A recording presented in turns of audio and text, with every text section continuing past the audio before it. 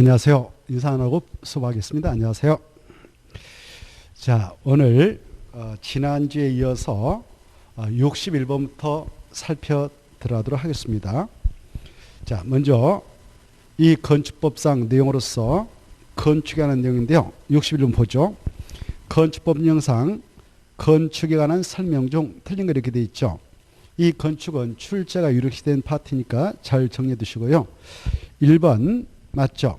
건축이란 건축물을 신축, 증축, 개축, 재축하거나 이전하는 행위를 말한다. 맞습니다. 여기서 주의할 것은 이전이지 이축하면 틀린다는 것. 그리고 건축이라는 행위에는 바로 대소는 포함되지 않습니다.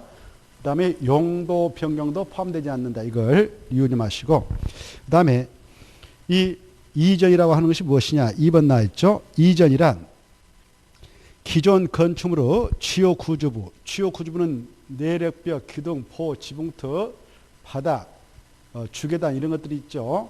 그래 이러한 주요 구조부를 해체하고, 이게 틀렸죠. 해체하고가 아니라 해체하지 아니하고,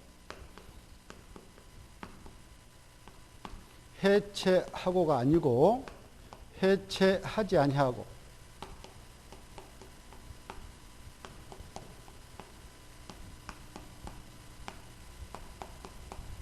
그래 해체하지 아니하고 같은 대지, 거기다 줄 겁니다. 같은 대지의 다른 지로 옮기는 거, 이렇게 해야 이전이 되죠. 그래 이전이라고 하는 것은 기존 건축물을 썼는데 이렇게 기존 건축물을 썼는데 이 기존 건축물의 주요 구조부를 해체하지 아니하고 같은 대지 안에서, 그 기존 건축물이 있었던 그 같은 대지 안에서 위치만 이렇게 옮기는 것을 옮기리, 굴을전해서 옮겨 굴려서 세우는 것을 바로 이전이라 합니다. 그래서 해체하지 아니하고 이게 나와야 된다는 거. 그리고 같은 대지에서 위치만 옮길 때 이전이라 합니다. 만약 이 기존 건축을 썼는데 이걸 다른 대지로 옮겼다. 그러면 이전이 아니죠. 다른 대지로 이렇게 옮기면 이건 절대 이전이라 할 수 없습니다. 다른 대지로 옮기면은 이전이라 할 수 없고, 이 다른 대지가 나대지였는데 그쪽으로 옮겼다 그러면 신축이 되고, 또 기존 건축물이 있었는데 그 대지로 옮겼다 그러면은 바로 증축이 되는 것이죠. 그래서 이전이라고 하는 것은 두 가지 요건을 꼭 체크해야 됩니다. 같은 대지일 것, 해체하지 않고 옮겨야 된다는 거. 그래서 2번이 틀렸고요. 나머지 3번, 4번, 5번은 맞는데, 자, 3번 보시면 기존 건축물을 전부 해체하고, 기존 건축물을 썼는데 그걸 다 과거에는 철거 그랬습니다만은 최근에 건축법을 개정해서 철거란 말 대신에 해체 이렇게 바뀌었으니까 주의하시고, 기존 건축물을 전부 해체하고 그 대지에서 정종 규모를 초과하여 다시 건축물을 축조하면 신축이 된다. 맞습니다. 정종 규모를 초과하면 신축. 기존 건축물의 규모가 3층면서 연면적 바로 1000제곱미터 했다 합시다. 그랬던 것을 전부 해체하고 정종 규모를 초과해서 4층면서 바로 1200 연면적 이렇게 축조하면 기존 건축물로 규모를 초과했죠. 이럴 때는 신축이라 하는 것이다. 맞습니다. 그런데 기존 건축물 3층짜리 있었고 연면적 1000제곱미터가 있었는데 그걸 전부 해체하고 그 대지에다 정정과 같은 규모 범위, 즉 3층면서 바로 연면적 1000제곱미터의 범위 내에서 다시 축조하면 그건 뭡니까? 개축이라 한다. 이걸 비교해서 생각해 두시고, 그 다음에 이제 4번 개축. 개축이란 기존 건축물의 전부 또는 일부, 이때 일부라고 하는 것은 그 기존 건축물의 내력벽, 기둥, 포, 지붕틀 중 3개 이상을 포함하는 것이죠. 이런 것들을 해체하고 그 대지의 정정과 같은 규모의 범위 내에서 건축물을 다시 축조하면 이건 뭐다? 개축이다. 이렇게. 그 다음에 5번 마지막에 증축이란 말 나왔는데, 증축은 늘리는 것으로서 기존 건축물의 4가지 중 하나를 늘리면 증축입니다. 건축 면적 늘리는 거, 연면적 늘리는 거, 층수, 높이 4가지를 꼭 기하시고 뭐 창문틀을 늘린 거 이건 절대 증축 아닙니다. 뭐 기둥을 3개 늘렸다, 4개 늘렸다 뭐 이거 절대 증축이 되지 않는다는 걸 주의하시고 건축 면적, 연면적, 층수, 높이 이걸 기억하시고 그걸 늘리면 증축이라 한다. 그리고 이 재축이라고 하는 것은 기존 건축물이 있었는데 그게 천재지변 그 밖 그 재해로 인하여 멸시된 그 대지에다가 종전의 연면적 합계의 범위 내에서 바로 다시 축조하는 것을 재축이라 하죠. 그때 축조할 때 기존 층수 그 다음에 높이 동수가 설령 기존 걸 초과했다 하더라도 그 3가지 동수라든가 층수라든가 높이 중 어느 하나가 기존 그 건축물의 것들에 비해 초과했다 하더라도 기존 연면적 합계 범위라면 재축이라 한다 이렇게 알아두시고 또 이 기존 건축물이 있었는데 그게 천재지변 그 밖 그 재해로 멸실된 그 대지에서 종전의 연면적 합계를 초과하여 다시 축조하면 그건 신축이 된다 이런 것들을 꼭 생각해 두시기 바랍니다. 그 다음에 62번 들어가겠는데 건축법령상 건축허가와 건축허가의 거부다. 틀린 거 이렇게 되어 있죠. 자, 1번 이 건축법상 건축허가 건축허가권자는 7명이 있다. 7명을 꼭 이해하면서 기억해 두셔야 되죠. 거기 7명 중에는 도사가 들어가면 안 되죠. 그래서 도사는 X. 그래 이 허가권자로는 그 건축물을 건축하는 지역이 세종특별자치다. 그러면 무조건 세종특별자치장만이 건축허가권자가 되고요. 그리고 이 세종특별자치는 기초자치단체가 없기 때문에 바로 모든 건축물 허가권을 행사할 때는 특별자치장만 행사한다. 그래서 특별자치장 허가권자고 제주도는 거기도 기초자치단체가 없습니다. 광역자치단체장인 제주특별자치도사만 있는데 그 제주특별자치도인 땅에서 건축법상 건축물 건축에 따른 건축허가를 받음에 있어서 허가권자는 제주특별자치도의사다. 이렇게 거기에 뭐 서귀포시장, 제주시장이 있는데 그네들 행정시장에 불과해서 절대 허가권자가 아니다. 이렇게 하시고 그 다음에 이제 8도 경기, 강원, 충청, 남북, 경상, 남북, 전라, 남북 8도 내에서는 도의사가 절대 아니고 도사나 있는 기초자치단체인 시면, 시장, 구면, 군수만이 허가권자다. 그래서 도사는 절대 허가권자 아니다. 이걸 기억하시고 서울특별시하고 6대광시는 허가권자가 이원화되어 있다. 바로 이 서울특별시 25개 자치구가 있고 자치구구청장이 중성에 대한 허가권을 행사하는 허가권자가 됩니다는 서울특별시 25개 구 중 바로 그 어느 구가 됐던 그 건축물 규모가 21층 이상 또는 연면적 합계 10만 정도 이상 또는 연면적 10분의 3 이상의 증축을 통해서 21층 이상 증축 또 연면적 합계 10만 정도 이상의 증축권에 대한 허가권은 서울특별시장이 행사하게 돼 있어서 그 건은 특별시장이 바로 허가권자이죠. 다만 그 대형이라도 이제 금방 언급했던 그런 것이라도 용도가 공장이라든가 창고 그리고 지방건축인의 시민 같은 것으로서 초고층 건축을 지하고 말이죠. 그런 것들은 자치구청장한테 가서 허가를 받도록 되어 있어요. 6대 광시도 구조가 서울특별시와 똑같죠. 6대 광시에도 자치구가 있고 그 광역시 안에 군이 있는데 그런 군하고 자치구에서는 바로 군수, 자치구청장이 허가권을 쥐고 있어요. 그러나 아까 서울특별시와 똑같이 대형인 것은 광역시장이 허가권을 행사하게 돼 있죠. 그래서 그 특별시장, 광역시장도 허가권자가 되는 경우가 있기 때문에 총 7명이다 이렇게 알아두셔야 됩니다. 특별자치장, 특별자치도사, 시장군수, 자치구청장과 특별시장, 광역시장 이네들만 허가권자이기 때문에 62번에 1번은 도의사가 들어가서 틀렸다. 이렇게 좀 정리하시고 그 다음에 2번 조금 전에 그 언급했던 것이죠. 서울특별시에 있는 대지에서 6대 광시에 있는 대지에서 층수가 21층 이상인 건축물이거나 연면적계 10만 제곱미터 이상인 건축물, 단 공장, 창고, 지방은행 시민을 거친 건축물로서 초고층 문체를 제한 나머지 건축물을 바로 제하고, 이런 것들을 제하고는 바로 구청장이 아닌 서울특별시는 특별시장 6대 광시한테 허가를 받도록 되어 있다. 맞죠? 그 다음에 3번과 4번은 건축허가를 거부할 수 있는 사유들입니다. 그래 3번과 4번, 이 건축법상 건축물로 건축에 따른 건축허가는 1번에 있는 그네들이 허가권자로서 건축허가인 행정행위를 행하게 되죠. 이런 건축허가라고 하는 행정행위는 원칙적으로 기속적 행정의 성질을 띠고 있기 때문에 우리 국민들이 허가요건 구별해서 허가 신청하면 허가권자도 법에 구속당해서 건축허가라고 하는 행정행위를 행해서 주도록 되어 있습니다. 다만 바로 건축법령에서 일정한 것은 설령 허가요건 구별해서 허가 시행이 들어가더라도 허가권자는 건축인의 심의를 거쳐서 건축허가를 거부할 수 있는 규정을 두고 있죠. 그런 것에 한해서는 기속성에 완화돼서 건축허가를 거부해도 합법적이죠. 그게 무엇이냐? 바로 3번과 4번이 그거죠.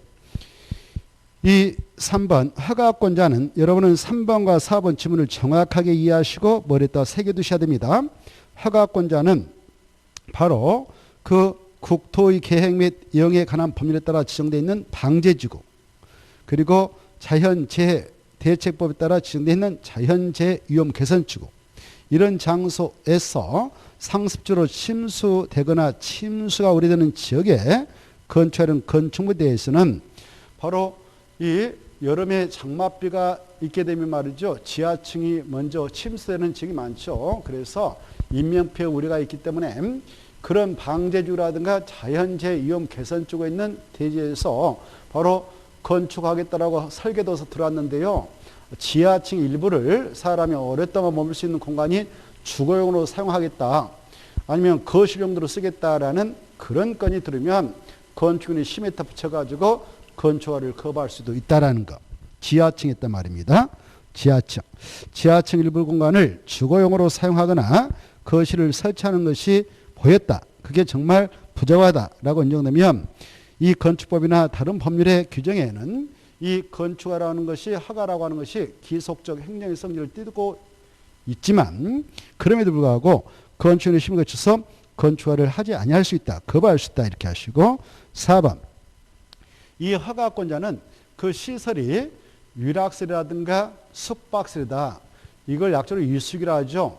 위숙이라는 건축물은 주거 환경을 위협할 수가 있고요, 그리고 교육 환경을 위협할 수가 있죠. 그래서 이 허가권자가 판단했을 때 그런 시설의 허가를 내줌으로써 그게 건축이 되고, 그리 함으로 말미암아 그 시설에 있는 주변 지역, 주거 환경, 교육 환경에 부적하다라고 판단되면 그때는 건축인의 심의를 거쳐서 건축허가를 거부할 수 있다는 것.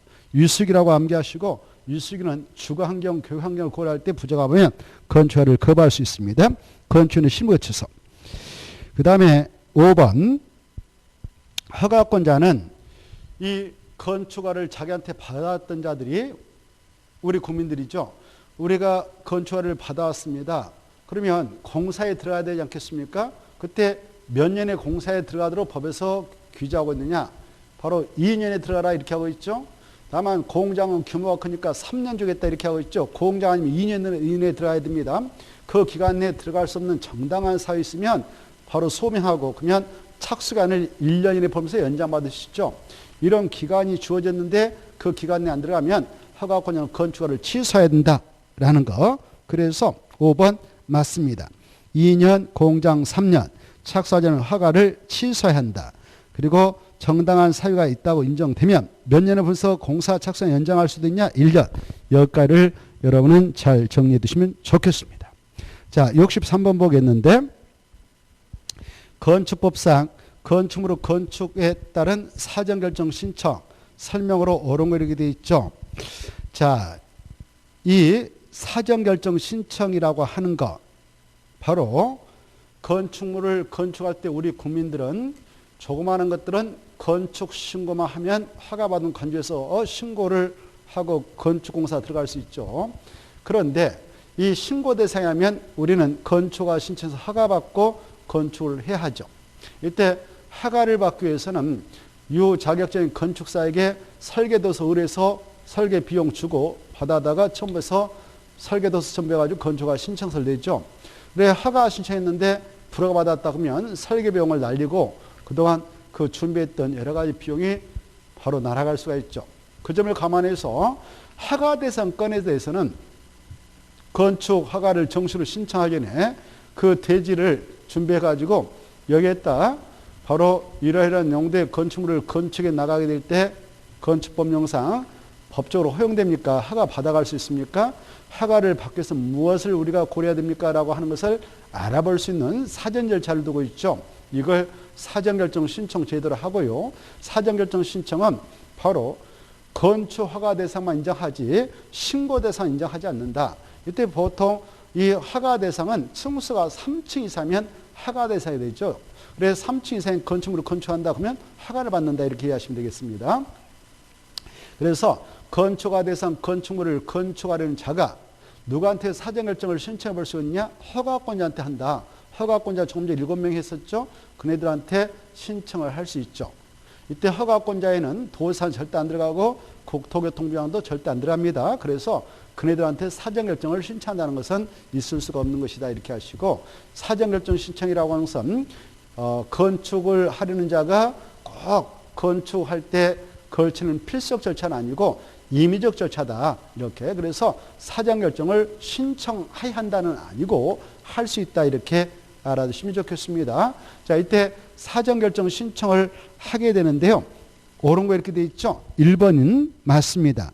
1번은 건축허가 대상 건축물을 건축하는 자가 허가 신청 전에 허가권자에게 사전결정을 신청할 수 있다 이렇게 맞고요. 2번, 이 사전결정 신청자는 사전결정 신청할 때에 자기가 지금 생각하고 있는 건축물 건이 건축인의 심의 대상이다, 교통영향평가 대상이다 라고 하면 그것도 동시에 받아보기 위해서 동시에 신청서를 낼 수 있다는 것. 그래서 2번은 없다가 틀렸고 있다. 그 다음에 3번, 이때 허가권자가 사전결정 신청서를 받아보았는데 그 대지 면적이 이렇게 지금 건축물을 건축해 보려고 하는 대지 면적이 바로 환경영향평가법에 따른 소규모 환경영향평가 사업규모에 해당한다 라고 할 때는 환경의 총책임자인 환경부 장관, 지방환경관세장과 미리 꼭 협의를 하고 그 다음에 사전결정해서 신청한테 주도록 되어 있죠. 그래서 3번 바로 이 건축면적이 이렇게 되어 있는데 건축면적이 아니라 대지면적이, 그거 체크하시고, 그래서 건축면적이 틀렸습니다. 그 다음에 주의할 것은 또 환경부 장관, 지방환경관세장이지 바로 국토교통부 장관 금튼다는 거, 환경부 장관, 지방환경세장과 협의를 해야 된다. 그 다음에 4번, 이 사전결정을 했던 이 허가권자께서는 바로 우리가 건축허가를 신청하기 전에 이 사전결정 신청서를 낼 때요, 그 땅이 대지가 농지일 수도 있고 산지일 수도 있고 하천가에 있는 땅일 수도 있겠죠. 그래 그때 이 사전결정을 신청하게 될 때는요, 농지면 농지용 허가 등을 받게 한 서류까지, 산지면 산지용 허가 등을 받게 한 서류까지, 하천 점용은 문제가 수반될 것 같으면 하천 점용 허가를 받게 한 서류, 그 다음에 그 안에서 개발행위, 국토협상 개발행위라고 하는 것들을 하게 된다. 다음에 건축공사할 때에 뭐 토지 형질 변경한다든가 또 토속 채취, 토지 분할, 물건을 쌓아둔다. 이런 것들을 하게 될 때요, 미리 이 사전결정 신청서에다 그런 서류를 동시에 넣으면 됩니다. 그러면 이 허가권자가 사전결정을 하기 전에 미리 그 관계 행정기관장과 협의를 해요. 협의를 해가지고 바로 사전결정에서 통지하면 협의가 있었던 것들은 이 사전결정해서 통지하자마자 받은 걸로 간주를 하는 일괄 의제 처리상이 있죠. 그거 우리는 국산농화라 했습니다. 그래서 국토개법상 개발행허가, 그 다음에 산지관리법상 산지전용허가. 이 산지라고 하는 것은 산지관리법에 따라 보전산지가 있고 준보전산지라는 게 있는데요. 이 준보전산지에 대하여 사전결정 통지를 받으면 산지 산지관리법상 산지정 허가를 받은 걸로 간주합니다. 그런데 그 보존산지의 경우는 비도시역에 있는 것, 즉 관리지역이라든가 또는 자연환경 보존지역에 있는 그런 농지일 때는요, 또 농림지역에 있는 것, 농림지역이라든가 자연환경 보존지역에 있는 보존산지에 대해서는 사전결정 통지받았다 해서 산지정 허가를 받은 걸로 간주는 하지 않습니다. 그 보존산지가 도시역 안에 있을 때만, 도시역 안에 있는 보존산지가 있다. 그랬을 때 그 산지에 대하여 사전결정 통지를 받으면 그때는 산지관리법상 산지 전용 허가 등을 받은 걸로 간주합니다. 비도시역에 있는 보존산지는 그걸 의제 처리하지 않는다는 거. 그 다음에 농식상 농지정 허가도 받은 거고, 그 다음에 그렇습니다.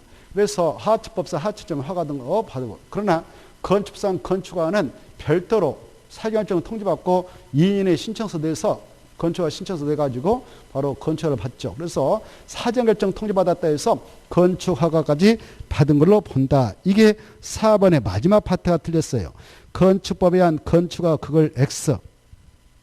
그래서 건축법에 한 건축허가만 X 치면 4번 지문은 옳게 되고, 그리고 앞에 있는 네 가지만 받은 건다. 작년에는 4번 지문 가지고 한 문제가 출제되기도 했죠. 자, 5번. 사전결정 신청자는 사전결정 통지 받았다면 2년 이내, 1년이 틀렸죠? 2년 이내 건축허가를 신청해야 됩니다. 그렇지 않으면 사전결정 통지 효력은 자동적으로 상실되죠. 그래서 사전결정 효력이 상실된다. 2년으로 수정하시고 건축허가를 신청해야 된다는 거 별도로. 자, 그 다음에 64번. 건축법령상 건축공사 현장의 미관 개선과 안전관리 및 그 예치금. 틀린 거 이렇게 돼 있죠. 자, 4번이 틀렸습니다. 이 4번을 보시면 허가권자가 바로 이 건축법상 건축허가를 받아갔던 친구들, 건축신고를 마쳐갔던 친구들이 기간 내 공사에 착수하게 될 때 착공신고서를 내죠. 착공신고서를 들고 온 건축주에게 허가권자는 바로 안전관리 예치금을 미리 예측할 수 있죠.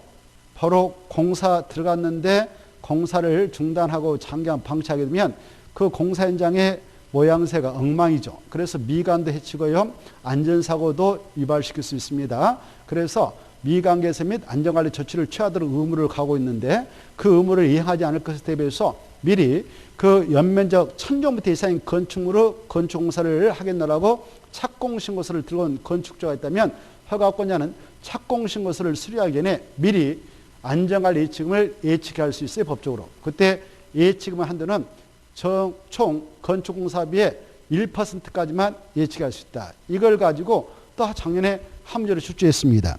그래 4번 지문만 딱 떼가지고 작년에 합류를 출제했는데 1,000제곱미터 이상 1%. 그래서 건축공사비의 10%가 아니라 1%다. 이게 틀렸습니다. 10%가 아니라 1%다. 이 건축공사 현장에서는 뭐가 제일이냐? 안전이 제일입니다. 그래서 안전관리 예치금 하면 이것은 1%다 이렇게 머리에다 새겨두시면 좋겠습니다. 자, 그래 10을 1로 수정하면 되겠고요. 1번은 하이한다트 체크하고 2번은 이 안전관리 예치금을 예측해 하고 착공신고를 수리했습니다. 그런데 그 친구가 공사를 중단했네요.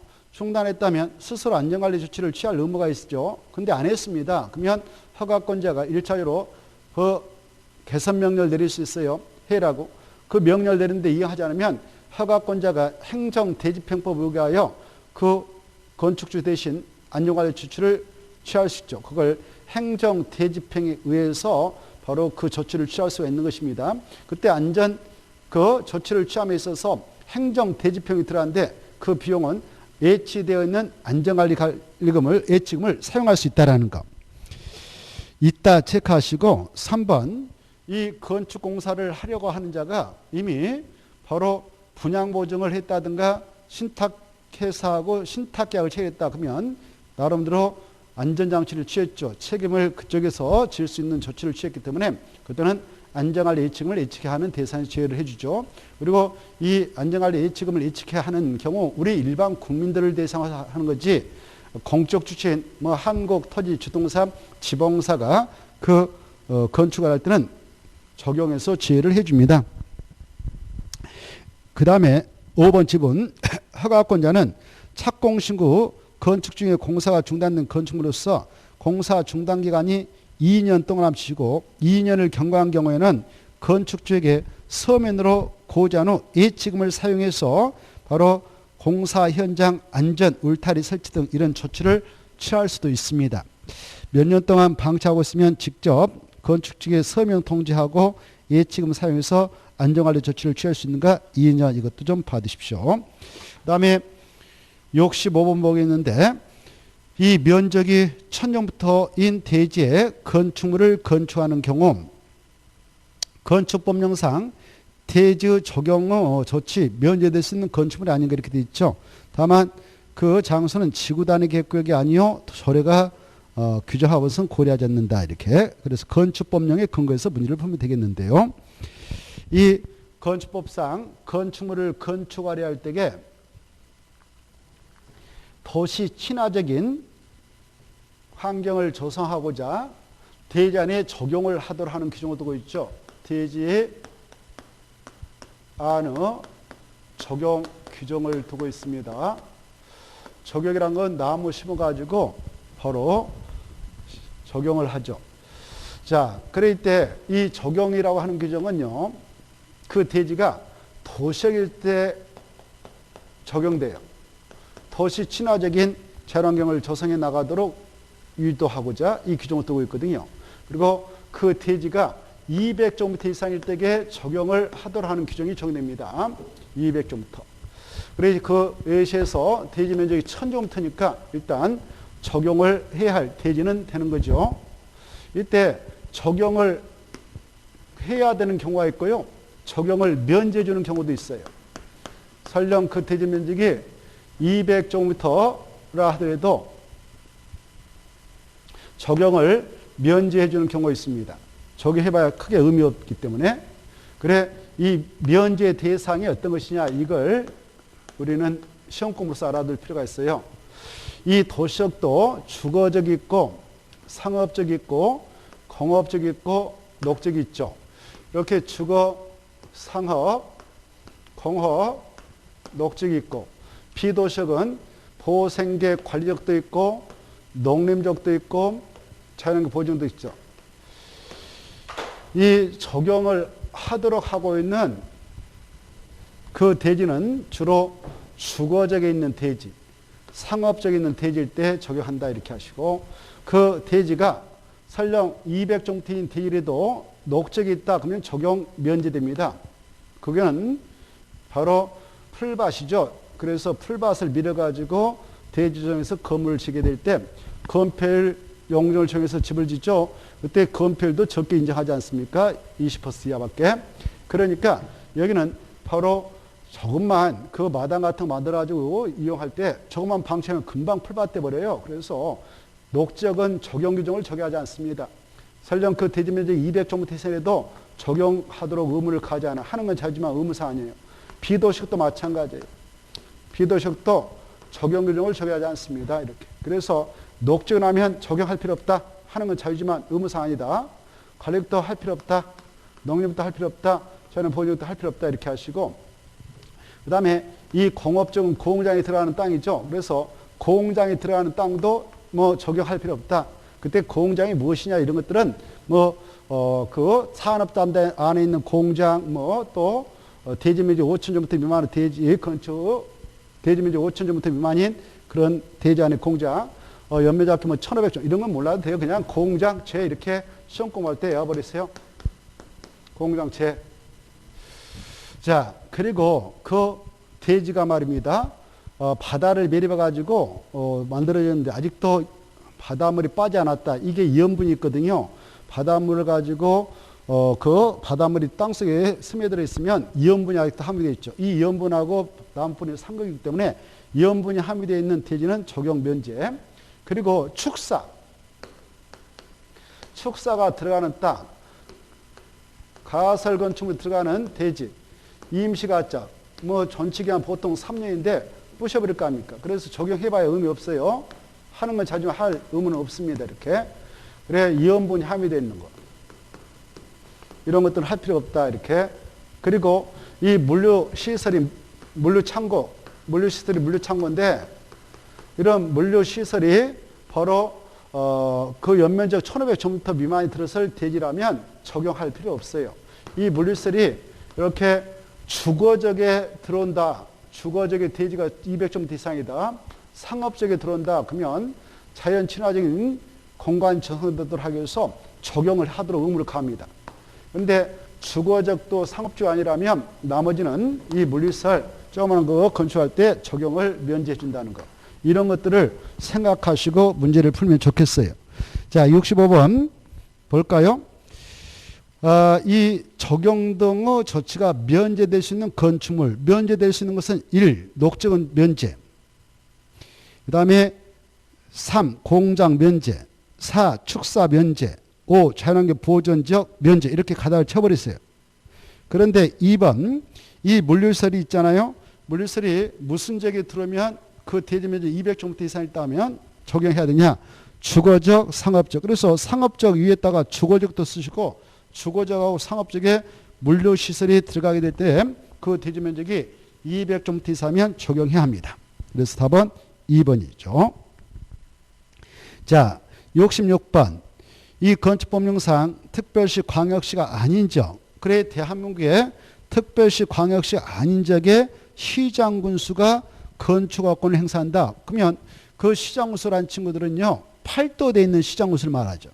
8도대에 있는 경기도 수원시, 용인시, 뭐 성남시, 그리고 저 연천군 이렇게 그런 시장군수. 8도대에 있는 시장군수. 이런 자들이죠. 이런 자가 허가권자인데요. 이 시장군수가 건축물을 건축 허가하려는 경우 도사님한테 가서 사전 승인을 받아는 게 있다. 그래 도사는 사전 승인권자이지 허가권자는 아니다. 이렇게 정리할 필요가 있는데 이때 도사에게 사전 승인을 받아야 할 것은 뭐가 있는가? 그래 도사한테 사전 승인을 받아야 할 것은 이렇게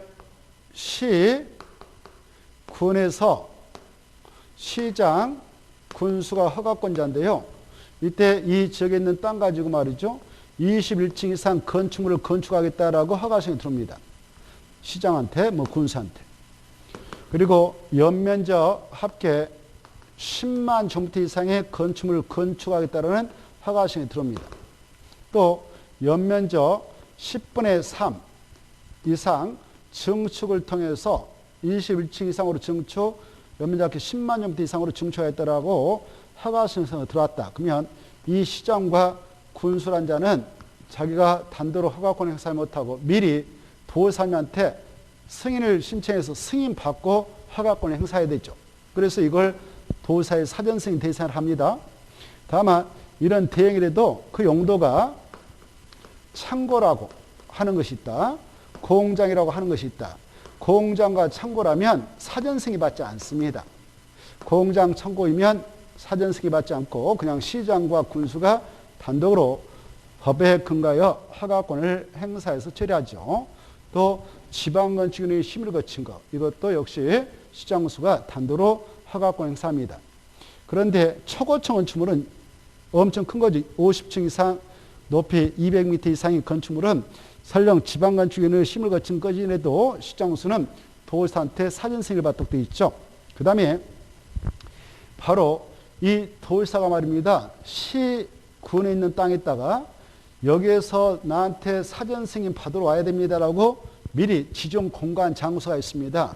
그때 도지사가 이렇게 지정 공간 구역이 있다. 그때 주거 환경을 보호하기 위해서 아니면 교육 환경을 보호하기 위해서 지정 공간이 있다면 층수와 연면적과 무관하게 유락설하고 숙박설은 사전 승인을 받아야 됩니다. 규모가 관계없이.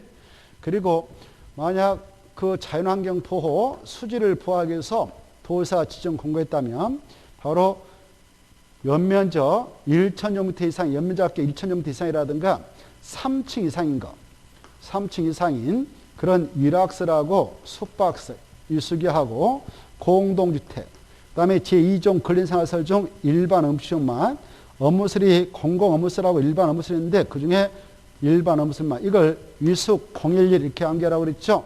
이것만 사전 승인 대상이 된다. 이걸 머리에다 새겨두시고 이해하고 계셔야 돼요. 이때 도사에게 사전 승인 신청이 들어가면 원칙은 50인의 승여부가 결정나서 옵니다. 근데 이 도사가 바쁘면 30일을 연장해서 통보해도 된다. 여기까지를 이해해 두시고 그래서 한번 풀어볼까. 66번요. 도사에게 사전 승인을 받아야 하는 것이 아닌가 이렇게 되는데 1번, 2번, 3번, 4번 다 받아야 됩니다. 근데 5번요. 이 자연환경 수질 보호하기 위해서 도사가 지정 공간구역에 건축하는 3층 이상 또는 연면적합계 1,000제곱미터 이상인 2종 근린생활 시설. 2종 근린생활 엄청 많은데 그게 다 사전 승인 받는 게 아니고 2종 근린생활설 중 일반 옵션만 거기다 줄 것이고 제2종 근린생활설 거기다 주고요. 줄 것이고 2종 근린생활설 중 일반 옵션만 사전 승인 대상이 됩니다.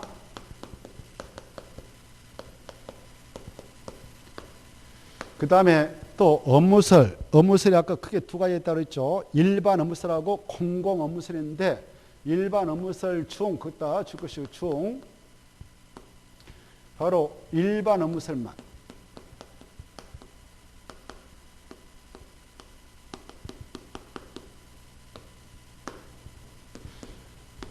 그래서 5번이 부적절합니다.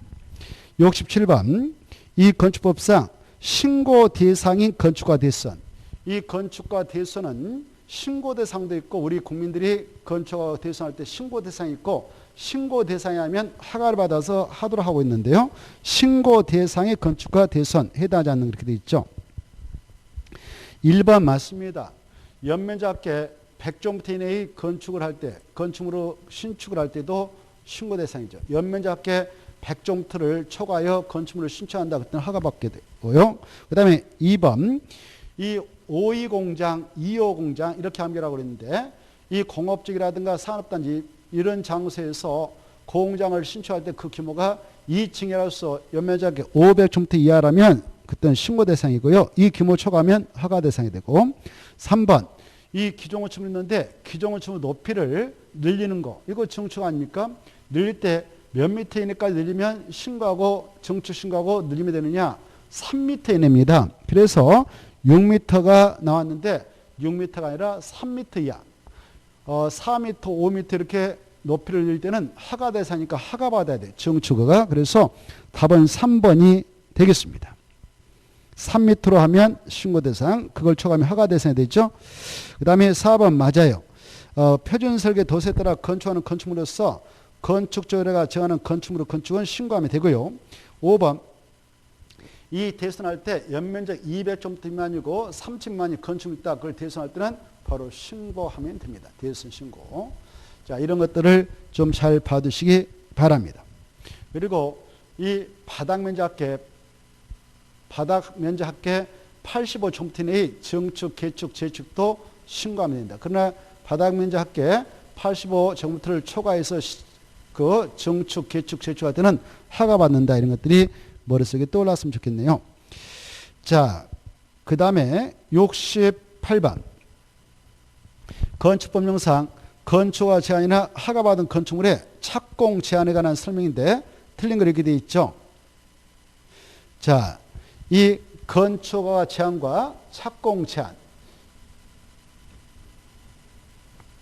이것은 바로 상급자가 하급자인 건축허가권자의 권한을 제한하게 되는 그런 규정입니다. 그럴 때 이 건축허가권자 7명 있죠.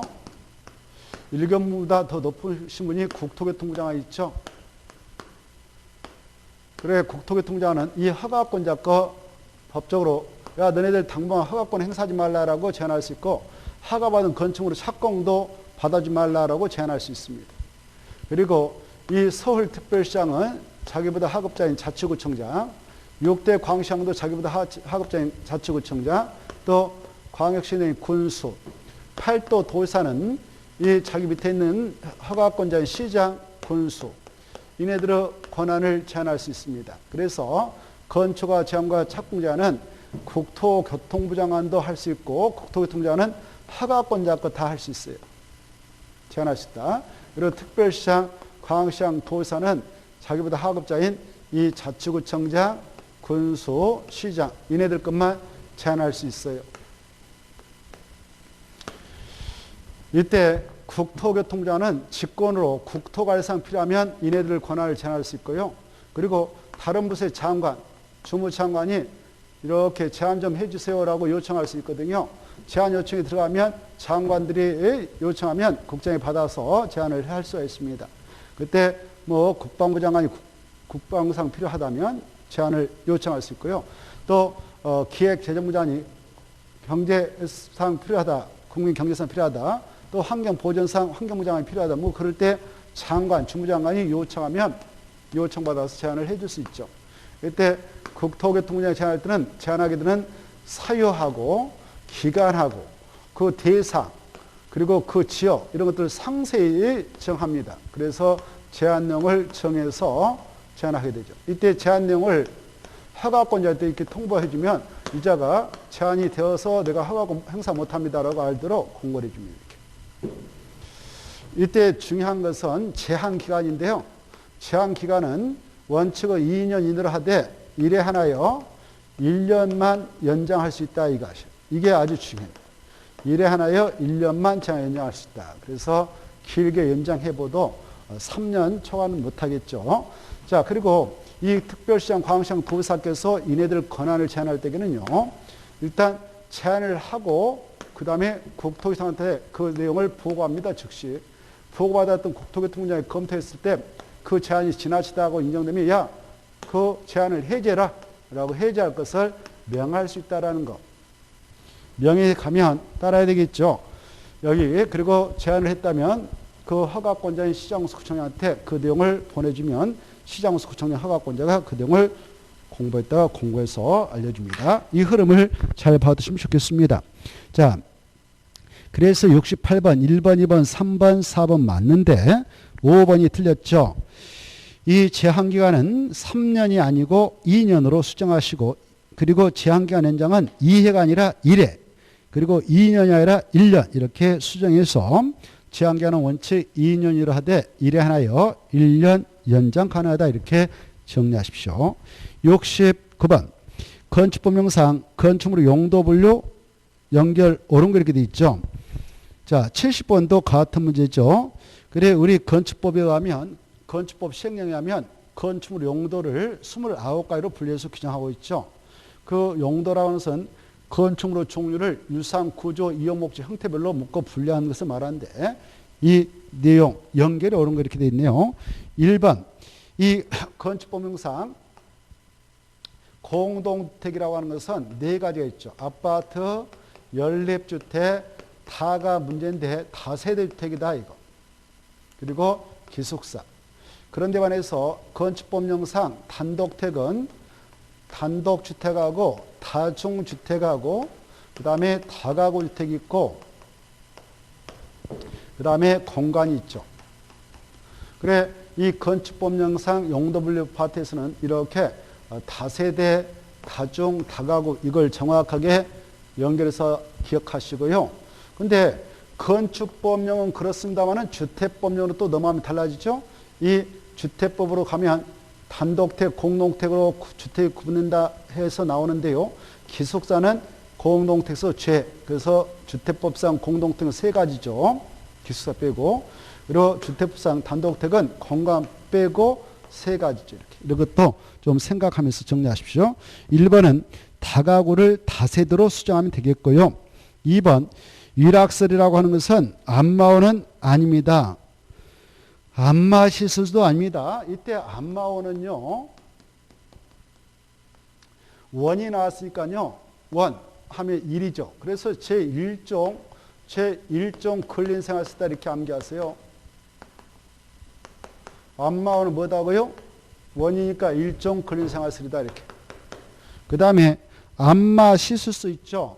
안마시술소는 노래 연습장하고 꼭 묶어서 이것도 유락설이 아니고 이건 제2종 근린 생활설입니다. 제2종 근린 생활설이다. 이렇게. 그 다음에 바로 유흥주점, 카지노업소, 무도장 이 세 가지는 유락설입니다. 유흥주점이라든가 카지노 영업소라든가 그리고 무도하고는 유락설 그렇게 세 가지 꼭 기하시고 그 다음에 바로 3번 의료시설이 나와 있죠. 의료시설은 인간들이 입원해서 치료받는 그런 시설이 의료시설입니다. 그래서 인간이 이용하는 병원인데요. 치과원, 한의원은요 입원 시설이 없습니다. 그래서 치과의원하고 치과의원, 한의원 이것은 원이 나왔으니까 원. 이래서 이것은 일종 근린생활서다. 일종 근린생활서다 이렇게 하시고 그런데 한방병원, 치과병원 이렇게 나오면 그것은 의료시설이 되죠. 그걸 좀 주의하셔야 돼요. 그래서 뒤에 치과병원, 한방병원 이것은 의료시설이고 앞에 치과원하고 한의원은 제1종 근린생활서다. 4번은 맞습니다. 이 부동산 중개사무소가 있는데 그것으로 사용되는 그 바닥면적기가 30제곱미터 미만이다. 그러면 1종 근린생활설. 근데 30제곱미터 이상 500제곱미터 미만이면 2종 근린생활설이 되는 것이죠. 자, 그 다음에 이제 5번은 이 동물원과 식물원. 이건 이 동물 및 식물 관련시설. 동물 및 식물 관련시설에는 뭐 축사가 있고 온실이 있고 도축장 이런 것이 있습니다. 그런데 거기 동물원 식물이 있죠. 동물원 식물원은 문화미 집회시설이 되는 겁니다. 문화미 집회시설. 그래서 동물원 식물을 딱 적으시고 문화미 집회시설.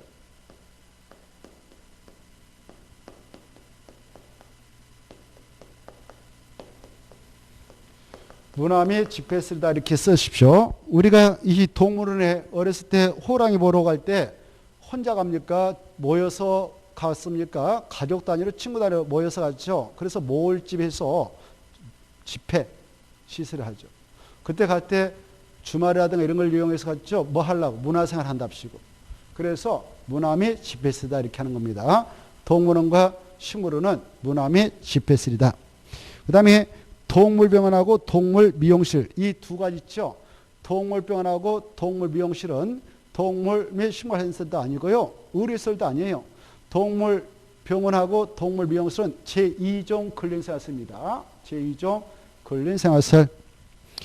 그 다음에 동물화장시설, 동물건조장시설, 동물건조장시설은 박제시설이죠. 그 다음에 동물전용 납골시설. 그 세 가지. 동물화장시설, 동물건조장시설, 동물전용 납골시설은 묘지 관련시설입니다. 묘지 관련시설.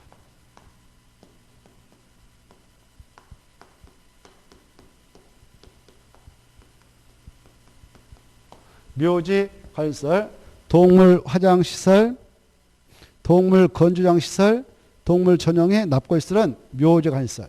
그리고 우리 인간들이 이용하는 화장시설도 묘지 관련시설이죠. 그리고 우리 인간들 바로 이 납골당이라고 하는 것을 봉환당 이렇게 바꿨는데 봉환당도 바로 묘지 관련시설로 분류가 되고 있다는 거. 그 다음에 동물 전용 장례시장. 동물 전용 장례시장은 장례시설로 묶어놓고 있죠. 그래서 틀렸습니다. 동물 전용 장례시장은 인간들이 하는 장례시장과 함께 장례시설로 분류가 되어 있다. 70번 이 건축법령상 건축물 용도분류상 연결 발휘 못한 거 이렇게 되어 있죠. 1번 유스텔은 수련시설 맞고요. 휴양 콘돔이면 호스텔은 숙박시설, 야외극장, 야외음악 등은 관광 휴게시설. 그 다음에 철도공항, 항만시설, 여객 자동차 터미널은 운수를 맞습니다. 그런데 5번 단란주점 이거에 무조건 2종 근린생활시설 하면 틀린 거죠. 이 단란주점이라고 하는 것은 두 가지로 구분됩니다. 단란주점으로 사용되고 있는 바닥면적기가 150제곱미터를 기준으로 해서 바로 이상이다. 그러면 이것은 이상이 뭘까요? 위락세대입니다. 위락세. 그리고 미만이다. 그러면 제2종 근린생활세죠. 그래, 달라는 점이 규모가 크다. 이상이다. 그럼 크죠. 휘황찬란하게 달라는 점이 들었을 겁니다. 그러면 어때요? 즐겁고 또 위로받는 시설이 되도록 하고 있어요. 일요학설. 근데 미만이면 동네에 있는 조그마한 그런 단란이라고 생각됩니다. 2종 근린생활설에 불과합니다.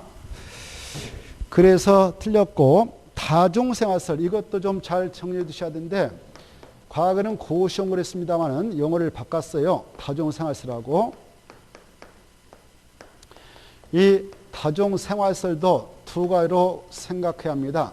그걸로 사용되고 있는 바닥면적계가 바로 500제곱미터를 기준으로 해서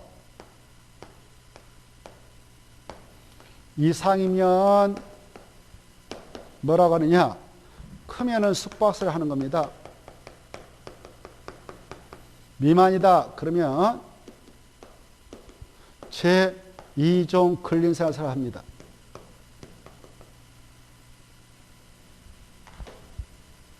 근린생활설. 그래서 이거 꼭 구분해서 알아두시고 그 다음에 오피텔. 이 오피텔은 뭐냐? 바로 일반 업무설이죠. 그것도 씁니다. 일반 업무설. 물류터미널은 뭐냐? 창고시설입니다. 물류터미널은 창고시설이다. 자, 그거 잘 비교해 두시고 그 다음에 71번. 이 71번은 잠시 쉬고 보도록 하겠습니다.